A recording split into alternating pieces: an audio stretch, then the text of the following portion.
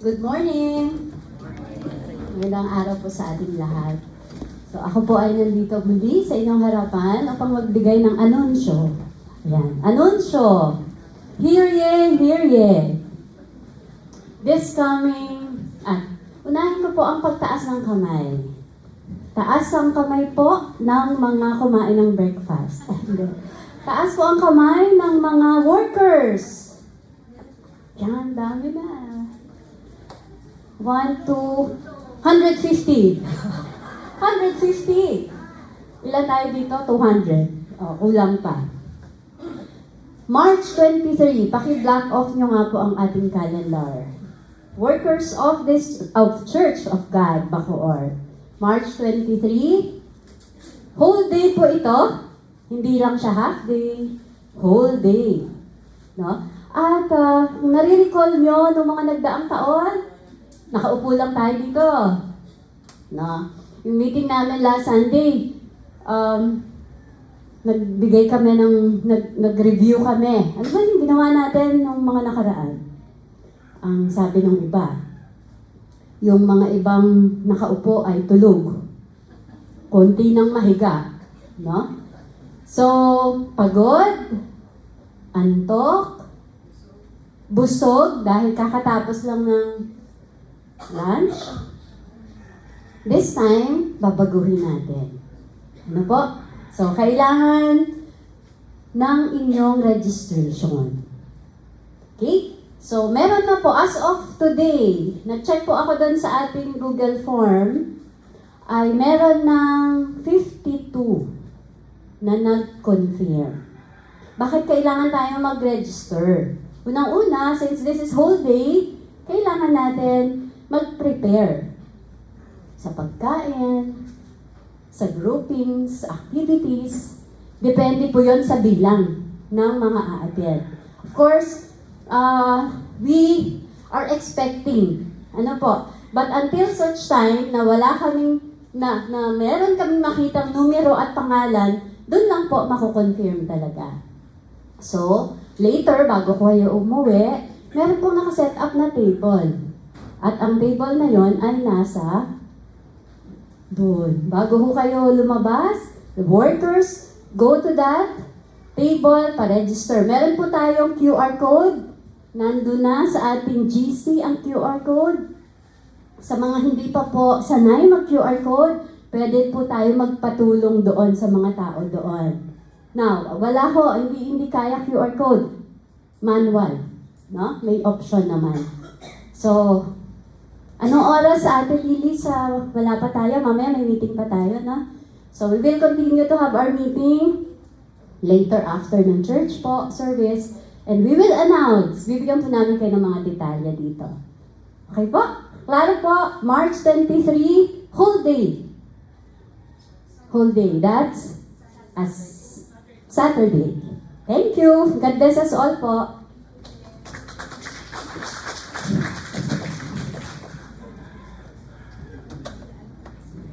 Thank you, Ate Ching. At sa inyo pong lahat, magandang umaga. Salamat po sa inyong pagdalo sa ating pong panambahan ngayong umaga. At para po doon sa mga first time na nakasama namin dito sa Church of God, Bacoor, worship service, welcome po kayo sa gawain ito. At welcome po kayong bumalik sa susunod na Sunday. At sa mga susunod pa, hanggang sa muling bumalik ang Panginoon. Yan. Okay, so, tayo po ngayon ay, klaro po yung announcement ni Ate Ching, no? Pa-register na po yung mga workers na mag-a-attend po ng ating General Assembly sa darating po na March 23. Yan. Okay. So as you can see on the screen, nakita ko po kukurap-kurap na yung ating monitor doon. So tingin ko it's about time na palitan na natin yan, ang bago, na wala nang guhit-guhit sa gitna. Kasi ito po ay mga individual TV na pinagtikit-tikit lang tapos pin-program para magmukhang isa. At dalangin po natin sa Diyos na mapalitan na yan. Kurap ng kurap no? Nakaka-distract, nakaka-istorbo. Okay, so tayo po ay saglit na manalangin. Aming Ama, aming Diyos, aming Panginoon, makapangyarihan sa lahat. Dumudulog po kami sa iyo ng buong puso at buong pagpapakumbaba sa mga oras na ito. Sama-sama kami na magkakapatid na lumalapit sa iyo at humihingi po ng iyong gabay, ng iyong patnubay, at ng kaliwanagan sa iyong mga salita. Tulungan mo po kami sa mga oras na ito, na maunawaan namin ang mensahe mo para sa bawat isa sa amin at makita namin ang kahalagahan nito sa aming pangkasalukuyang buhay. Tulungan mo po ang iyong lingkod na maghahatid at ang iyong mga anak na tagapakinig sa mga oras na ito. Maraming pong salamat, O Diyos, at kami ay mapalad na matyaga mo kaming tinuturuan sa iyong mga salita at ginagabayan sa iyong mga salita, O Diyos. Sa iyo po ang papuri, pasasalamat at pagdakila sa pangalan ni Yeshua. Amen and Amen. So tayo po ay nasa Exodus chapter 37 at ikalawang bahagi na po ito. Nung nakaraang linggo ay sinimulan natin yung part 1 nito at tinalakay po natin yung isang mahalagang item sa loob ng tabernacle. At ito po ay ang the Ark of the Covenant. No? Basahin po natin yung susunod na 7 talata na nagsasaad po ng ikalawang item na nandoon sa loob ng tabernacle. Verse 10, Exodus 37, He made the table of acacia wood, 3 feet long, 18 inches wide, and 18 inches high. He overlaid it with pure gold and put a molding of gold around the top of it. He made around it a ring, a handbreadth wide, and put a molding of gold around the ring. He cast for it 4 gold rings and attached the rings to the 4 corners near its 4 legs. The rings to hold the carrying poles for the table were placed close to the ring. He made the carrying poles for the table of acacia wood and overlaid them with gold. He made the utensils to be put on the table, its dishes, pans, bowls, and pitchers of pure gold. So ang pag-uusapan po natin na pangalawang item, mahalagang item na nasa loob po ng tabernacle is the table of bread or the table of showbread na binabanggit ng King James Version or the table of the presence, the bread of the presence.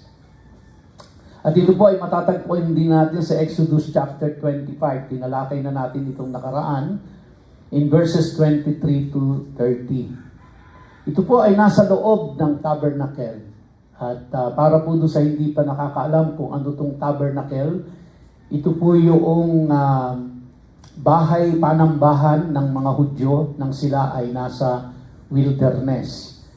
Nang sila po ay pinalaya ng Diyos mula sa bayan ng Egypt, dinala sila sa wilderness at 3 million na mga Hudyo ang naglalakbay. At sa kanilang paglalakbay, inutusan sila ng Diyos na magtayo sila ng tabernacle. At dito sa tabernacle na ito ay kakatagpuin sila ng Diyos. Once a year ay bababa ang Diyos doon at kakatagpuin sila. At ang mga tao, ang bayang Israel ay sasamba sa Diyos sa lugar na ito. At ang tawag po natin dyan ay tabernacle.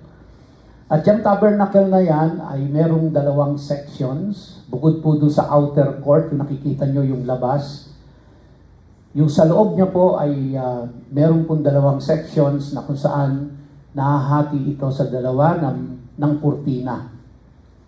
Ang unang section ay naglalaman po ng the Ark of the Covenant. Yung ating pong tinalakay last Sunday. And then outside of the Holy of Holies, na kung nasaan yung Ark of the Covenant, ay yung tinatawag nating holy place na meron 3 items na nandoon.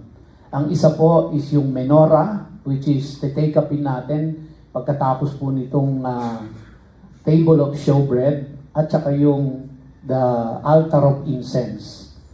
At yung isa pa po, pangatlong item ay yung the table of showbread. Yun po yung tatalakayin natin ngayon. Mahalaga po itong mga items na ito dahil ito ay nagtuturo sa atin ng patungkol sa relasyon natin sa Diyos.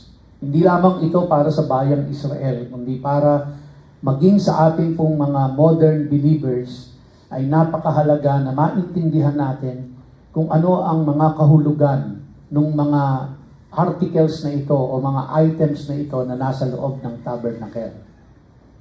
Remember, ito pong tabernacle na ito is the dwelling place of God here on earth. At bumababa lamang siya dito once a year on the Day of Atonement o yung tinatawag po ng mga Hudyo na Yom Kippur para katagpuin ang bayang Israel. No? So, kaya iisa-isahin po natin yan. So, ngayon, yung table of showbread po naman, as you can see on the screen, ay ganyan po yung artist perspective. Kasi wala naman ho talagang nakakita na kung ano ang eksaktong itsura noong pong table of showbread. But based on the scriptures, ay ganito nila inilalarawan yon. Ang sabi po sa Exodus 25, 23 to 30, just to repeat kung ano po yung ating tinalakay noon, dahil nandito po yung full description noong pong nakita nyong picture na yon ng table of showbread. Verse 23, you shall make a table of acacia wood, 2 cubits shall be its length, a cubit its breadth, and a cubit and a half its height.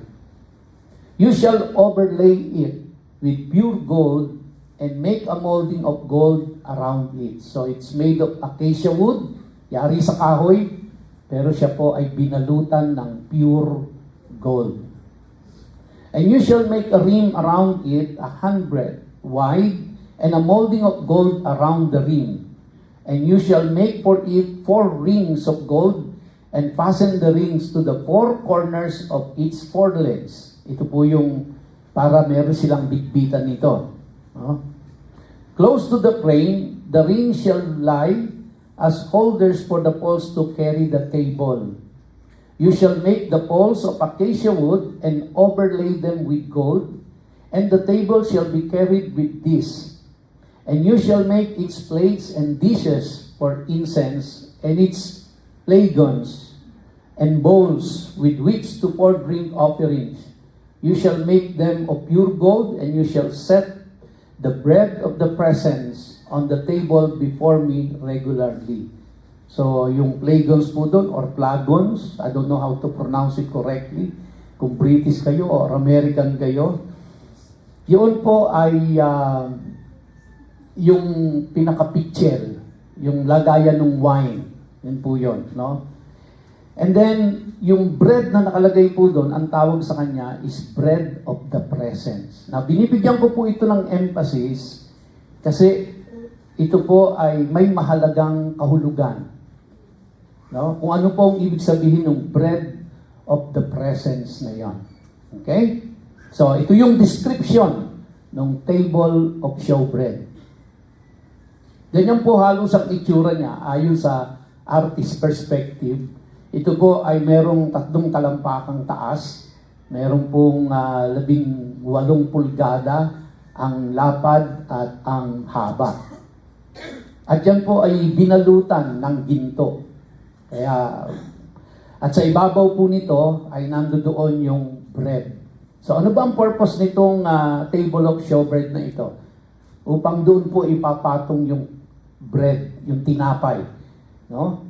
At yung nakikita nyo pong nasa gitna, yung po yung flagons. No? Pinaka-picture na lagayan ng wine. Sabi po sa Leviticus 24, 5 to 9, ito ang utos sa kanila ng Diyos. You shall take fine flour and bake 12 loaves from it. So ilan po yung tinapay nakalagay? 12, no? 12 po siya. At ang sabi diyan, ang sukat nito, 2/10 of an ephah shall be in its loaf. Bawat isa ay kailangan 2/10 of an ephah. Mamaya makita po natin kung anong sukat ng ipa na yan. It's an ancient measurement na hindi rin alam ng mga Bible scholars kung ano talaga yung eksakto niya. And you shall set them in 2 piles, 6 in a pile, on the table of pure gold before the Lord.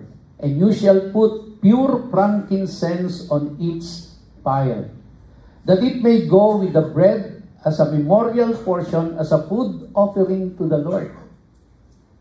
So, yung pong bread na yon, na mayroon pong 6 sa bawat pile, kaya 12 siya, it is a food offering to the Lord. Every Sabbath day, Aaron shall arrange it before the Lord. Aaron is the high priest. So, katungkulan niya na iayos niya yung mga bread na yon. At ang sabi diyan, before the Lord. Okay? So, meron din yung Hebrew word yung before na yan at kung anong ibig sabihin niya. At ito ay gagawin niya regularly, no? Every Sabbath. Kasi pagdating po ng Sabbath, papalitan na yon. Ano ang mangyayari doon sa yung pinagpalitan? Yun ang magiging pagkain ng high priest at ng kanyang mga anak for 1 week. Okay? It is from the people of Israel as a covenant forever. And it shall be for Aaron and his sons, and they shall eat it in a holy place, since it is for him a most holy portion out of the Lord's food offerings, a perpetual due. So, ano ho ba ang significance nito para sa bayang Israel? Pag pumasok yung high priest doon, aayusin niya yon, maglalagay siya ng panibagong bake na mga bread, and then yung pinagpalitan po ay kakainin nilang mag-aama. Yun ang magiging food nila. Now, para po sa atin, walang kahulugan yun. Para po sa atin, walang significance yun. But, remember, for them, God is their king. And ito po ay nagpapahayag na ang kanilang high priest ay ini-invite ng kanilang hari na kumain sa kanyang hapag at kainin ang kanyang pagkain. Yun po ang ibig sabihin nun. Now, para sa kanila, ang dating po nun ay, kasi kapag ikaw ay inimbita ng hari at ikaw ay pinakain sa kanyang table, ibig sabihin, nasa iyo ang favor ng Diyos. Nasa iyo ang favor ng hari. Kaya po, para sa mga Israelites, napakahalaga po nun na kakainin ni Aaron yon ng high priest at ng kanyang mga anak. Dahil ito po ay nangangahulugan as representative of the whole nation of Israel, nangangahulugan po na ang kanilang high priest representing them ay inimbitahan ng Diyos sa kanyang dulang, sa kanyang table, at pinakain siya doon. Ibig sabihin, siya po ay nasa kanya ang favor ng Diyos. Kaya kung nasa kanya ang favor ng Diyos bilang high priest, nasa buong bayan ng Israel ang favor ng Diyos. Kaya hindi po simpleng kinain lang yon, dahil sayang naman kung itatapon. No? Ito po ay merong napakalaking kahulugan sa kanila. Mamaya po makikita natin, sa kanila yon, pastor, sa amin. Maghintay lang po kayo, darating tayo doon. No? Dahan-dahan lang. So, malaki pong bagay para sa mga Israelita yon, na itong tinapay na ito ay kakainin ng kanilang high priest at ito ay papalitan. Now,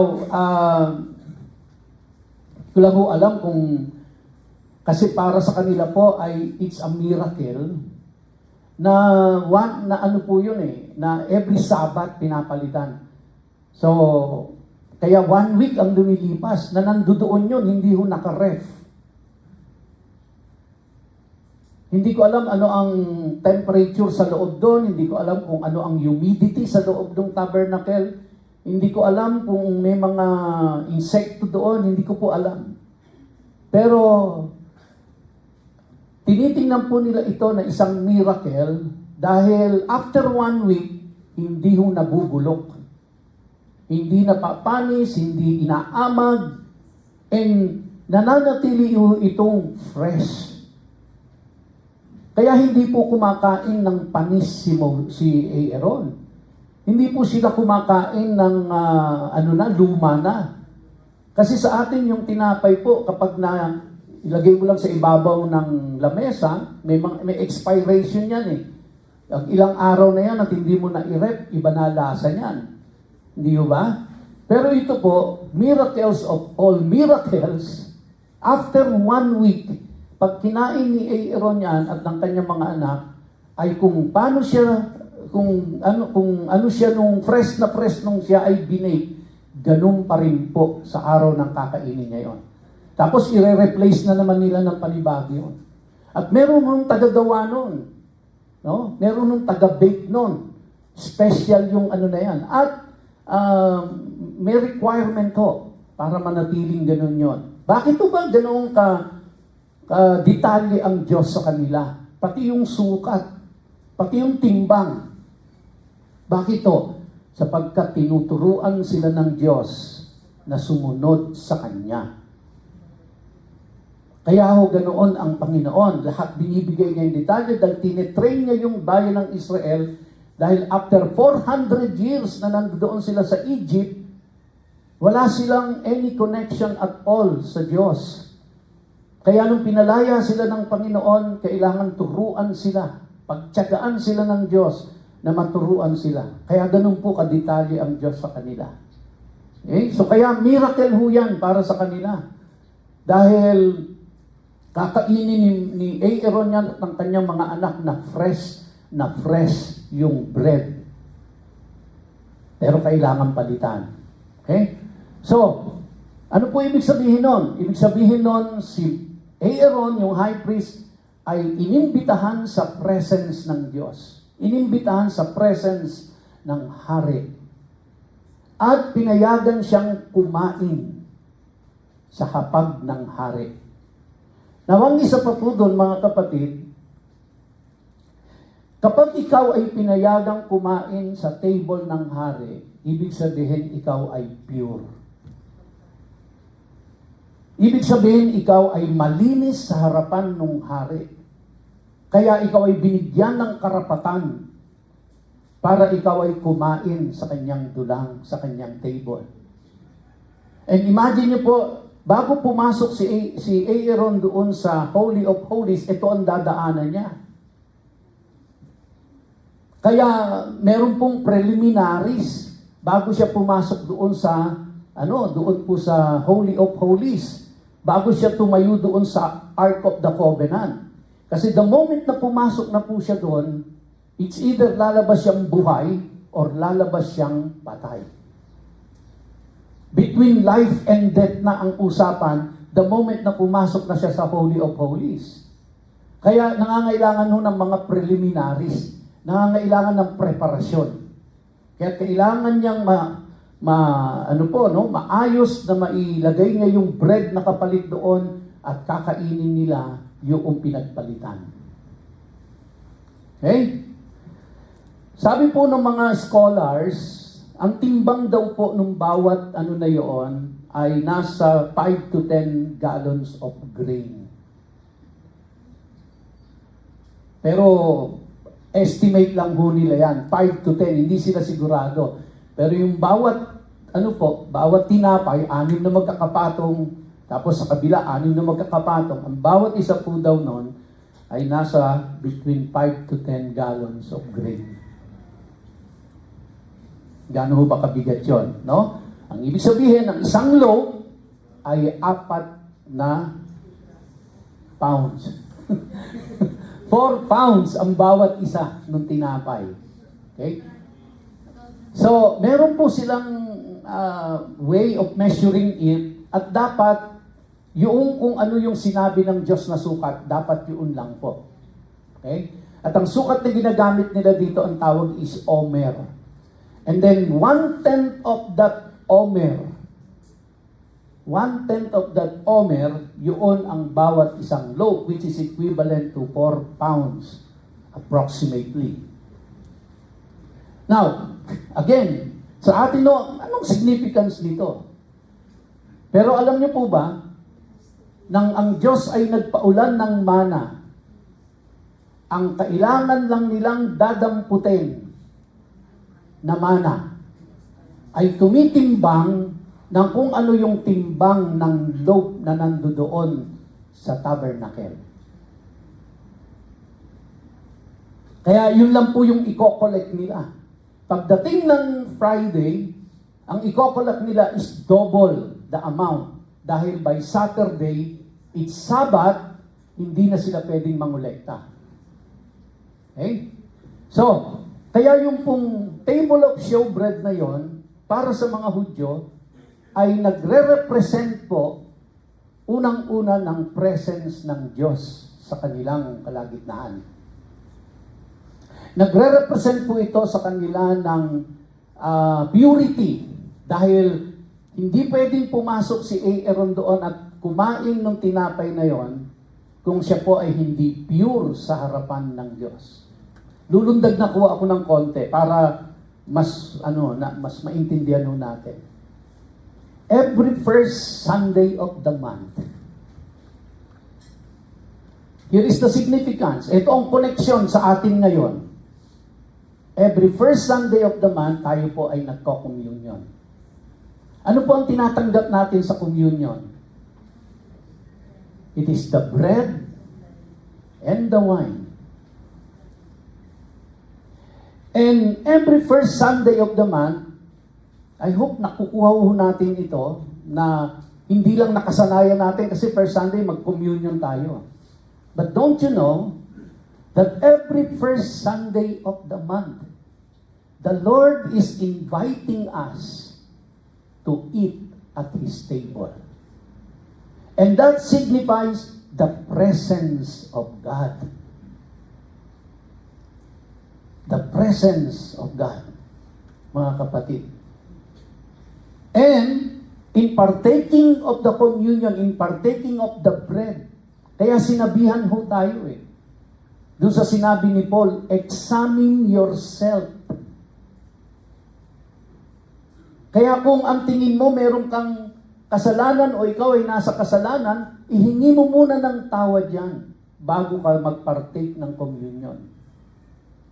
Bakit ho? Kasi nung time nila, yung high priest, si Aaron, hindi siya pwedeng mag-partake ng bread kapag ka siya ay hindi pure sa harapan ng Diyos. Bakit to? Kasi pag ginawa niya ito, aalisan siya ng presence ng Diyos. At yan po ay nangyari. Babalikan natin, no? Nangyari po yan, para maintindihan natin, nangyari yan doon pa lang sa Genesis. Now, going back, doon po sa scriptures natin, ang tawag po doon sa bread of the presence, in Hebrew, is lechem panim. That's the Hebrew word doon po sa bread of the presence. Ang tawag nila doon sa tinapay na nakalagay doon sa table ay lechem panim. Or in English, bread of the presence. Bakit bread of the presence? No? Kasi ibig sabihin po nun is face bread. So yung bread na nandoon is face bread. In Leviticus 24 verse 6, sabi po dyan, and you shall set them in 2 piles, yung bread ko, 6 in a pile, on the table of pure gold, here, listen, before the Lord. The word before, mga kapatid, in Hebrew, ang ibig sabihin po nun, in the face of. Okay? So, you shall set them in 2 piles, 6 in a pile, on the table of pure gold before, or in the presence of God, or in the face of God. So, aayusin mo yan, Aaron, sa harapan ng Diyos, sa presensya ng Diyos. Kaya po yung bread na nilalagay na doon represents the presence of God in their midst. Kaya po, ang tawag nila ay face bread or lakem panim. No? Lekem panim. So yun po yung tawag nila doon. Now, tingnan po natin kung ano ibig sabihin ng lekem panim. No, may bago na naman kayong Hebrew words na alam, ano? Di ba? Baka mamaya, pag uwi nyo sa bahay, sabihin nyo doon sa nanay nyo, Nay, maganda ka nga ng lekem panim. Di ba? Baka akala, leche plan yung pinahanda mo. Lekem panim. Now, this face bread, in English po, was placed before Yahweh's face. No, sa harapan ng Diyos, sa presence ng Diyos. Kaya yung communion po natin every first Sunday, no, bigyan ho natin ng halaga yan. Kahit na biskwit lang na nakabalot sa plastic at ano, pero it represents something. We are doing it in the presence of God. It represents the presence of God in our midst. Mamaya ho, makikita natin kung ano ibig sabihin ng presence ng Diyos na yan. When the priest ate this bread, it was as though they were eating it before Yahweh's face or in His presence. Okay? This bread is said to be a food offering to Yahweh as mentioned in 24 verse 7 ng Leviticus. And food offerings to Yahweh would normally be burned on the altar. Pagka food offering, binaburn nila yan. Pero may exemption po, ito. However, this food offering to Yahweh is not burned on the altar. Instead, it is eaten by the priest. At wala hong ibang pwedeng kumain no, kundi yung priest lang. Hindi po pwedeng yung sumobra ipamigay ni Aaron. O baka may gusto ng tinapay dyan. No?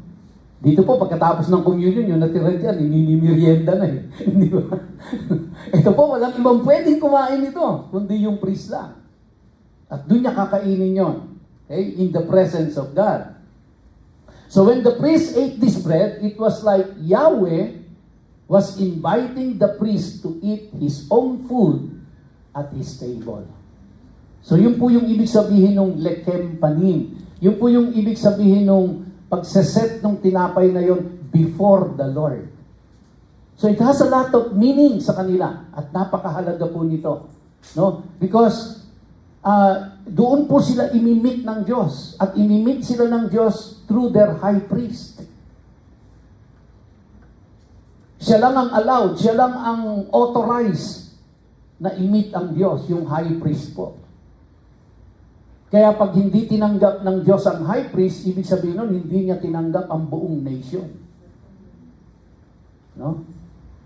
Ngayon no, hindi, no? Dahil sa Panginoong Jesucristo, hindi natin kailangan na yung high priest na katulad ni Aaron. Dahil ang high priest na natin ay si Jesus Christ. And once and for all, tinanggap ng Diyos Ama ang kanyang sacrifice para sa atin. Kaya po, every time na nagko-communion tayo, remembering the Lord in our communion, we are entering into the presence of God. And the presence of God is in our midst. At kailangan pagtanggap natin ng communion na yon, tayo po ay humingi ng tawad sa Diyos. Or kung may kasalanan po tayo bago mag-communion, ay hingi na natin ng tawad. No? At kung hindi po, pakiusap ko lang sa inyo, kung ikaw ay nasa kasalanan, namumuhay ka sa kasalanan, please lang, huwag ka mag-communion. Huwag ka mag-communion. Kaya kung gaano po kabanal ito noon sa panahon nila Aaron, ay ganun din ho sa panahon natin ngayon. Hindi ho nagbago ang Diyos doon. Kaya let us treat our communion seriously, mga kapatid. Alright? Ano pa po? There are many significant features to this shared meal with God. Isipin nyo ang kasalo mo, ang Diyos. Pagkain ng Diyos yun kasi offering sa Kanya yun eh. tapos pinakain sa'yo. Pagkain niya yon, pinagsaluhan niyo yon, no? One of them is the symbology of God as a king. I have mentioned that already. Sharing a meal with the king was a great honor and seen as a sign of the king's favor. When a person ate with the king, this is when the king would bless him. Don't you know, mga kapatid, na every first Sunday of the month, when we are taking our communion, spiritually speaking, the Lord is blessing us. The Lord is blessing us. So when God shared His bread with the priest, this is a sign of His favor that He is bestowing the good things of His kingdom upon them. Another significant thing about this shared meal is that it means God considers the priest to be pure and worthy. When the priests were impure, they were not allowed to partake of this bread. Leviticus chapter 22, verses 2 to 4, sabi po dito, "Speak to Aaron and his sons so that they abstain from the holy things of the people of Israel, which they dedicate to me, so that they do not profane my holy name. I am the Lord. Say to them, if any one of all your offspring throughout your generations approaches the holy things that the people of Israel dedicate to the Lord while he has an uncleanness, listen, that person shall be cut off from my presence, from my panim. I am the Lord. None of the offspring of Aaron who has a leprous disease or a discharge may eat of the holy things until he is clean." Ang bigat ng panahon nila. Pag nag-disobey ka dyan, you will be cut off from the presence of God. At ito ho yung nangyari, no? Nangyari nung mga, sa Genesis po. Now, the same concept ay ipinresent din po sa atin ito ni Jesus Christ at ni Paul. The same concept, no? Sabi po sa Luke 14, 8 to 11, "When you are invited by someone to a wedding feast, do not sit down in a place of honor, lest someone more distinguished than you be invited by him. And he who invited you both will come and say to you, 'Give your place to this person,' and then you will begin with shame to take the lowest place. But when you are invited, go and sit in the lowest place, so that when your host comes, he may say to you, 'Friend, move up higher.' Then you will be honored in the presence of all who sit at the table with you. For everyone who exalts himself will be humbled, and he who humbles himself will be exalted." The same concept, the same principle, that we have to take this communion po, na meron tayong kalinisan sa ating puso. Sabi naman ni Paul sa 1 Corinthians 11, "Whoever therefore eats the bread or drinks the cup of the Lord in an unworthy manner will be guilty concerning the body and blood of the Lord. Let a person examine himself, then, and so eat of the bread and drink of the cup. For anyone who eats and drinks without discerning the body eats and drinks judgment on himself." Next Sunday po, communion na natin, di ba? So kaya magandang timing po ito eh. Para sa next Sunday, pag communion natin, mas meron pong malalim na kahulugan sa atin yung communion natin. No? We are invited sa table ng Diyos, and we are invited to partake of His bread. And that represents the presence of God. That also tells us na we are pure before the Lord. So what is the spiritual significance of this bread of the presence? Ano po bang significance nito spiritually?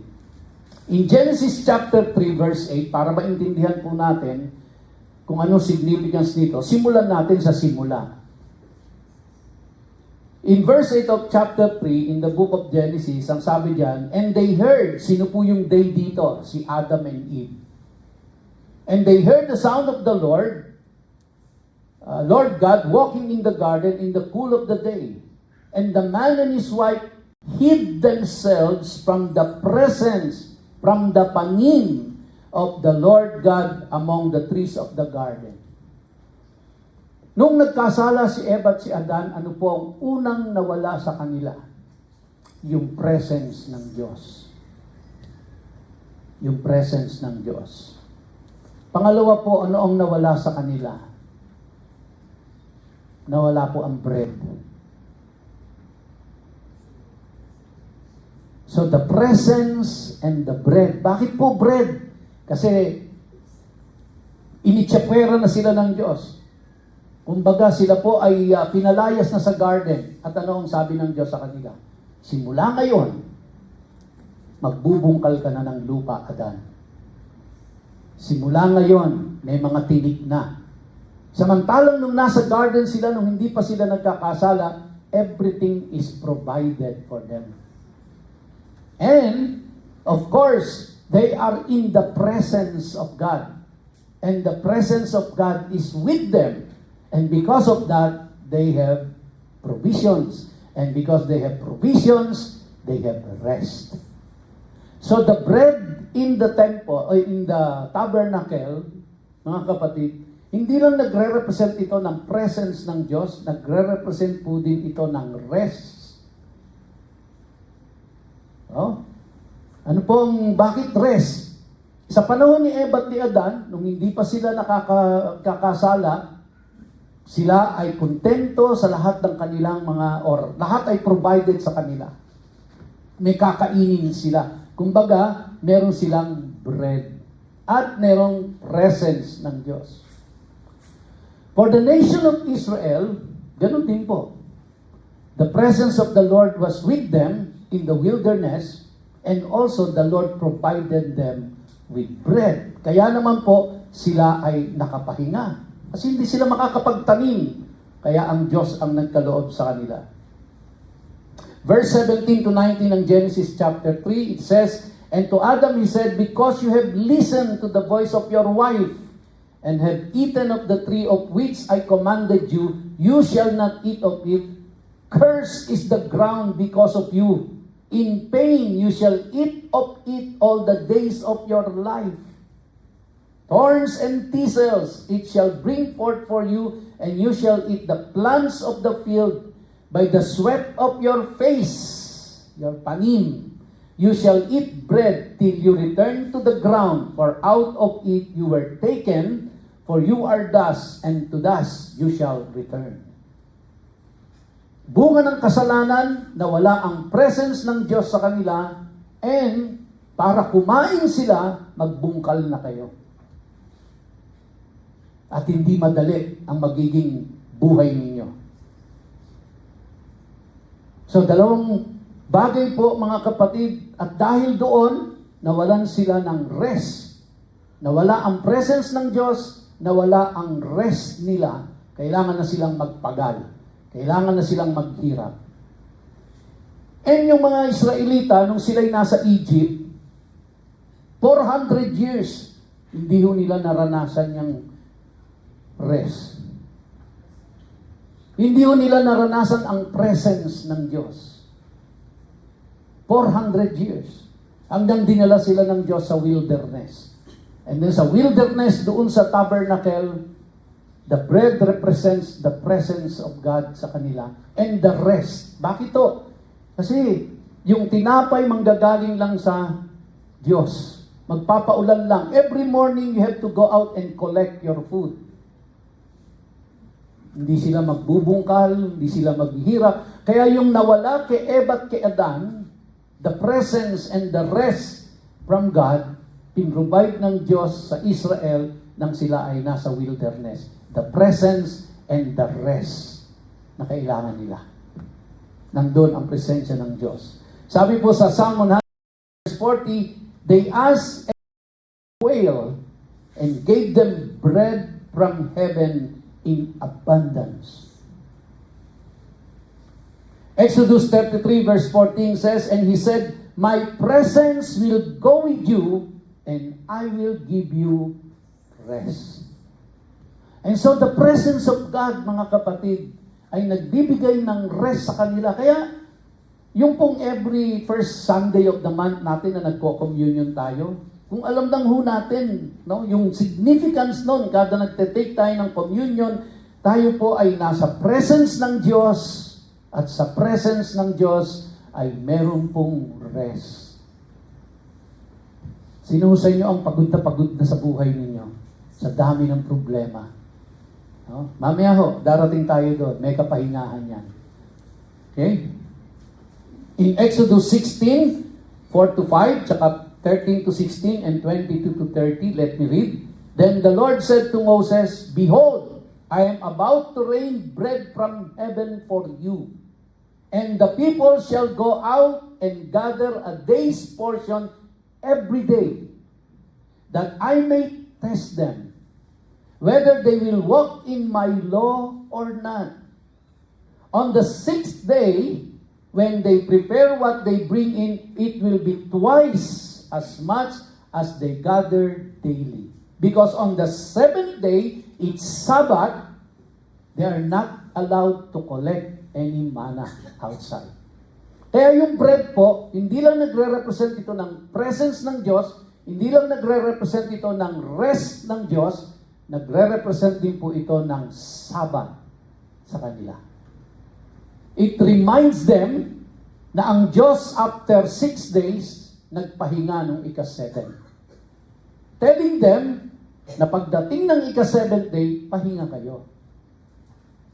Pero dahil alam kong kakain kayo sa ika-7th day, pwede kayong mag-collect ng pagkain nyo sa ika-6th day ng doble. Para hindi kayo mangungulekta sa ika-7th day. Pero anong ginawa ng tao?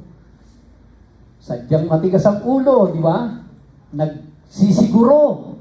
Baka wala kaming makain. Kaya nangulekta pa rin sila, pero wala silang nakuha. At yung kumulekta ng sobra-sobra, nabulok. Hindi mo magugulangan ng Diyos. Ha? Now, verse 13, sabi po, in the evening, quail came up and covered the camp. Nagsasawa na sila sa mana eh. Alam ng Diyos yun, kung sawa ka na sa sinigang. Alam ng Diyos yun. No? Siya yung nag-create ng taste bud natin. Alam ng Lord yun. Pero one thing na makikita niyo pong miracle na nangyari din doon sa tabernacle, imagine niyo, kung lumagay ho kayo sa katayuan ni Aaron, linggo-linggo ang pagkain mo, yung tinapay na nandun. Walang palaman yun, by the way, ha? Walang coco jam yun. Walang tuna spread na nandun doon. Linggo-linggo yun, yun ang kakainin mo, kasi every Sabbath yun eh.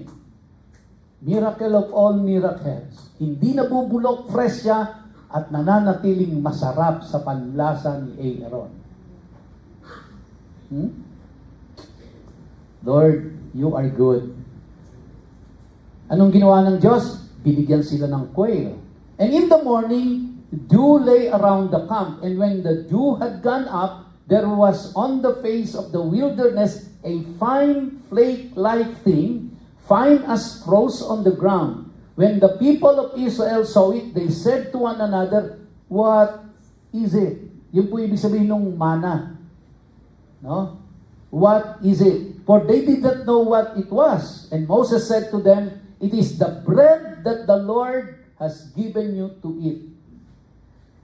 This is what the Lord has commanded. Gather of it, each one of you, as much as he can eat. You shall each take an omer. Yun lang ang kukunin nyo. Huwag kayong sosobra. Okay? According to the number of the persons that each of you has in his tent. Kaya kung pang-apat na tao lang kayo sa tent, pang-apat na tao lang. Huwag kumuha ng pang-8 at magsusubi ka. Mabubulok. Mabubulok. Bakit? Nagdi-disobey ka eh. Nagdi-disobey ka sa Diyos eh. Bakit to? Tinuturuan kasi sila ng Diyos na bukas sa Diyos ka ulit umasa.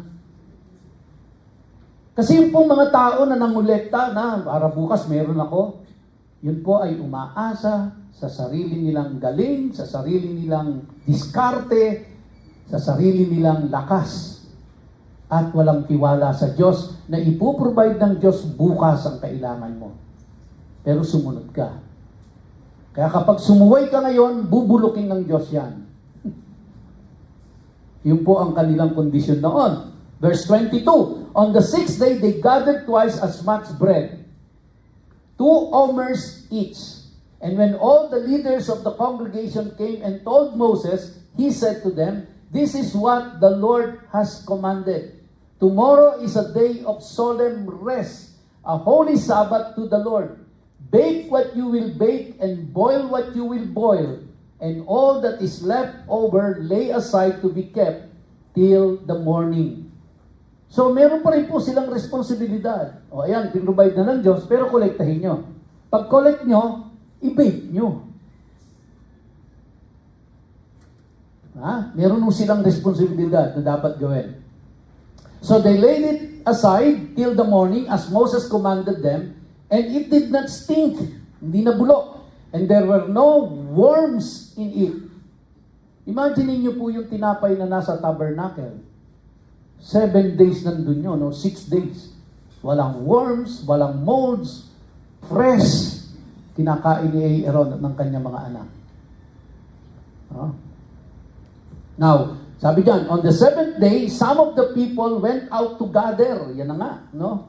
On the 7th day, some of the people went out to gather, but they found none. And the Lord said to Moses, how long will you refuse to keep my commandments and my laws? Hindi naman si Moses ang may kagagawan, pero ang sinisita ng Diyos yung leader. Bakit? Moses, anong ginagawa mo? Natutulog ka sa kangkungan. Yung mga tao, sinabi ko, wag mangungulekta on the 7th day, nangungulekta pa rin. Ano sa tingin niyo ang itsura ni Moses? Ang titigas ng ulo ninyo. Ako tuloy ang napapagalitan. So, tinawag ng Diyos yung leader. Mga leaders. No, kaya kapag may mali, punahin natin. Pag may hindi tamang ginagawa at lalo na't kasalanan, huwag tayong matakot, huwag tayong mahiya magsabi, no? Na i-correct at punahin. Alright? Therefore, on the 6th day, He gives you bread for 2 days. Remain each of you in his place. Let no one go out of his place on the 7th day. So the people rested on the 7th day. Gusto ng Diyos may pahinga ka. Gusto ng Diyos umasa ka sa Kanya. Sa provision niya. At magtiwala ka sa Kanya. Kaya yung pong bread na yon sa loob ng tabernacle, presence ng Diyos, rest ng Diyos, the Sabbath ng Diyos. Leviticus 24:8, every Sabbath day, Aaron shall arrange it before the Lord regularly. It is from the people of Israel as a covenant forever. So, what is the great kingly blessing that is spiritually represented in this bread? When we are invited into God's presence to eat with Him, He gives us rest. Kaya huwag po kayong a-absent pagka-communion. Attend kayo every first Sunday of the month because God is inviting you in His presence to have rest. Hindi natin nakikita yun no? Yung significance nun na nagtitake tayo ng communion, kung anong significance po nun. This is symbolism that Yeshua uses as well. Yeshua calls Himself bread sa John chapter 6 verse 48. And invite us to eat in John 6:51. And He also give us rest. Pagod na ba kayo? So dami ng problema sa mundong ito. Come to the Lord's table and experience His presence and experience His rest. Mga kapatid. Matthew 11:28-30 ang sabi, come to me all who labor and are heavy laden, and I will give you rest. Take my yoke upon you and learn from me, for I am gentle and lowly in heart, and you will find rest for your souls. For my yoke is easy and my burden is light. Wow, ganda ng invitation ng Diyos sa atin, no? So when we receive rest, what do we rest from? What is the work that we no longer do? Sinabi po yan sa atin sa Hebrews 4, 9 to 10. So then, there remains a Sabbath rest for the people of God, for whoever has entered God's rest has also entered from His works as God did from His. So, continue to pray na i-provide ni Lord sa atin yung Sabbath rest natin talaga. No? Ako po hindi mapakali kasi ewan ko ho, ako ay gusto ko may ginagawa lagi. May tinatry, parang hindi ko kaya yung maghapon nakaupo at nakatunganga, walang ginagawa. Kaya challenge din ho sa akin yan eh. Malaking challenge sa akin, sa totoo lang. Matthew 6:31. What shall we eat? Or what shall we drink? Or what shall we wear? For the Gentiles seek after all these things. And your heavenly Father knows that you need them all. But seek first the kingdom of God and His righteousness, and all these things will be added to you. Now, ito po yung future, mga kapatid, sa Revelation 22, 1 to 4. Dadating po yung time. Magkakaroon din tayo ng kapahingahan. At kung hindi man po dumating ito, at kinuha ka na ni Lord, pahinga ka na. Sino gusto dito magpahinga na? Ayaw niyo pang magpahinga. No? Mag-join ho kayo sa ministry. Ayan. Kasi, napansin niyo po, nandiyan pa yung mga booth. Kaya hindi natin inaalis yan para makita nyo na open pa po ang registration o ang signing up. Kaya kung saan niyo pong gustong mag-serve kay Lord in different ministries, lapit lang ho kayo doon sa mga ministry head or doon sa department heads nung worship, outreach, relationship, discipleship, and admin. No? So, kaya lapit lang ho kayo sa kanila. Kaya kung gusto niyo na ho magpahinga, sabihin niyo lang kay Lord, Lord, gusto ko na magpahinga. Ngayon, kung ayaw niyo pa magpahinga, Lord, gusto ko mag-serve sa iyo. O mag-sign up na kayo. Pero darating po yung time, mga kapatid, lahat ng kapaguran natin na ito sa mundong ito ay meron din kapahingahan. Sabi po sa verse 1 to 4 ng Revelation 22, Then the angel showed me the river of the water of life, bright as crystal, flowing from the throne of God and of the Lamb through the middle of the street of the city also. On either side of the river, the tree of life with its 12 kinds of fruit. Ano kaya mga fruits ito? 12 kinds of fruit, yielding its fruit each month. The leaves of the tree were for the healing of the nations. No longer will there be anything accursed. Wow. But the throne of God and of the Lamb will be in it, and His servants will worship Him. They will see His face, and His name will be on their foreheads. That's our future, mga kapatid. And I heard a loud voice from the throne saying, Behold, the dwelling place of God is with man. He will dwell with them, and they will be His people. And God Himself will be with them as their God. He will wipe away every tear from their eyes, and death shall be no more. Neither shall there be mourning, nor crying, nor pain anymore, for the former things have passed away. So mga kapatid, it is not just bread on the table. It represents, ano po? No? It represents what? Ito po siya. Every Sabbath, the table would be stocked with bread. The priest would eat this bread every day. The bread was called bread of the presence or face bread, which symbolizes eating in the presence of God. The priest had to be pure in order to eat this bread, which remains as of the purity and humility that God wants us to have. Eating the bread symbolizes having God's favor and being freed from the curses that come from sin. It also symbolizes entering into God's rest, resting from our own works and doing things God's way. And lastly, it symbolizes the provision that God will give us if we trust and obey. It symbolizes the ultimate rest that God will give His people in His kingdom at the end when we get to eat with Him in His presence forever. Wow!